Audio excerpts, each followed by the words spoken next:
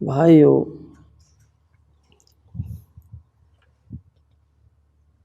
اللہ تعالیٰ کے حکموں پر عمل کرنے کا جذبہ داعیہ اگر پیدا ہو رہا ہے تو اس کی قدر کرے اور دعا بھی کرے، یا اللہ میں اس حکم میں اب تک کوتاہی کر رہا تھا اور بہت دن تک میں اسی میں کوتاہی کرتا رہا، مجھ سے بڑی بھول، بڑی غلطی ہوئی، بڑی نادانی، ناسمجھی ہوئی، میں اس سے آج سچے دل سے توبہ کرتا ہوں۔ اب مجھے اس راستے پہ آپ ڈال دیجیے اور اپنے اس حکم پر عامل بنا دیجیے۔ یا کسی گناہ میں مبتلا تھا، یا اللہ اب تک میں نے اپنے ان اعضاء سے جو آپ کی نعمتیں تھیں، کیسی کیسی نعمتیں آپ نے دی تھی، پورے جسم میں سر سے پیر تک بڑی صلاحیتیں ہیں، اللہ تعالیٰ کی خوشنودی اور کمائی کے بڑے اوزار ہیں، ہاں، مگر میں نے ان کو کہاں لگایا؟ بالکل جانب مخالف، بالکل غلط جگہ پر۔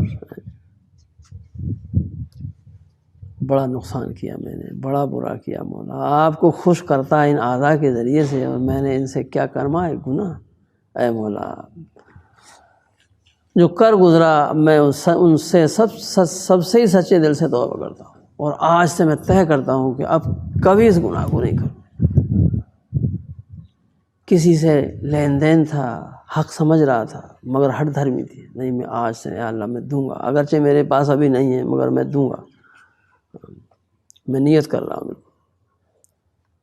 اور فلاں پر میں نے زیادتی کی تھی، اگرچہ وہ میرا مزدور تھا، ملازم تھا، چھوٹا تھا، مگر میں اس کو خوش کروں گا اور اس سے یہ کہا سنا یا زیادتی کو معاف کراؤں گا۔ یا اللہ، اندر مجھے جو شرم آتی ہے یا آتی تھی، اب میری اس شرم کو دور کر دیجیے۔ اور وہ شرم تو تکبر سے پیدا ہو رہی ہے، شرم ویسی نہیں ہے حیا والی جو خوبی ہے، یہ شرم تو بے شرمی ہے۔ غلطی کرنے والا چھوٹا ہوتا ہے، جس کی حق میں ہوتی ہے وہ بڑا ہوتا ہے، میں چھوٹا ہو کر اور کیوں ہمت نہیں کر رہا اس۔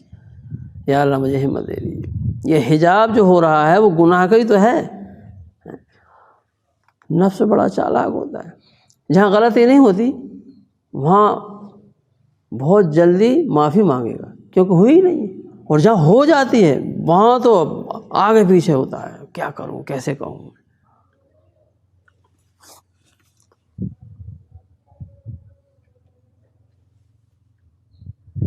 اس طرح سے اللہ تعالیٰ سے دعا کرے روزانہ۔ اگر اس گناہ سے بچتا رہے اچھی بات ہے، نہیں بچ رہا تو کم از کم دعا تو کر سکتے ہیں، یا اللہ میں اس گناہ میں بار بار مبتلا ہو جاتا ہوں، یا اس حکم پر میں اب تک عمل نہیں کر پایا، یا اللہ مجھے کب توفیق ہوگی، میری کس گناہ کی یہ نحوست ہے کہ ابھی تک نیکی کی بھوک نہیں لگی مجھے، ابھی تک گناہ سے نفرت نہیں ہوئی مجھے۔ اے مولا مجھے بھی اپنے نیک بندوں میں سے بنا لیجیے، اور مجھے نیکی کی بھوک و چاہت اندر پیدا کر دیجیے۔ گناہ سے کراہیت و نفرت، جیسے گندگی سے نفرت طبعی ہوتی ہے، ایسی ہو جائے مجھے۔ روزانہ دعا کریں، اور یہ جو تدابیر ہیں انشاءاللہ ساری ہی کام میں لے آئے، صحبت بھی میسر ہو، دوستوں سے بھی اس طرح کا معاملہ ہو، دشمنوں کی باتیں سن کر بھی صدار کرے تو چاروں طرف سے وہ صدار ہوتا چلا جائے۔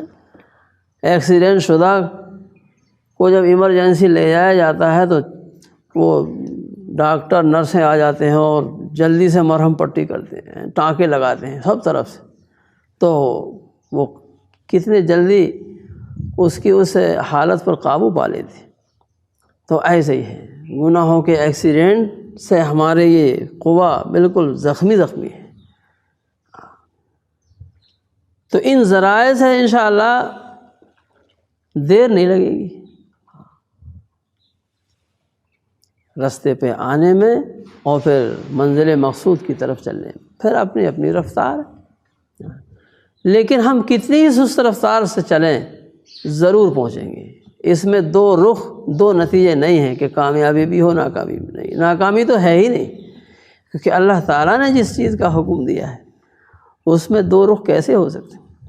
آدمی گر گر کے چلے، چل رہا ہے پھر گر گیا، پھر اٹھ گیا، پھر گر گیا، یا تو اللہ تعالیٰ کا فضل بہت جلدی ہی ہو جائے گا، پھر اسے اللہ تعالیٰ کے تعلق اور سکون کی وہ دولت میسر آئے گی کہ بادشاہوں کو نصیب نہیں ہے۔